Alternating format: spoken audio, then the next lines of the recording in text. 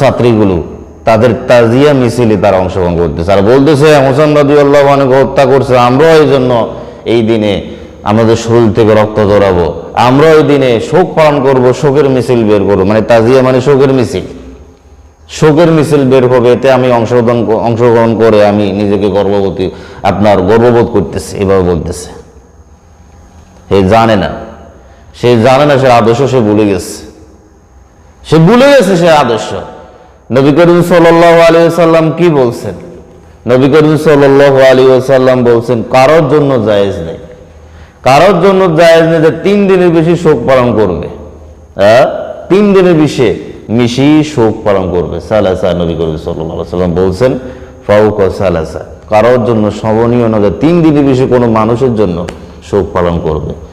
এবার ইবনে আব্বাস রাদিয়াল্লাহু আনহুমা তিনি বলেন নবী করিম সাল্লাল্লাহু আলাইহি ওয়াসাল্লাম বলছেন লাইসা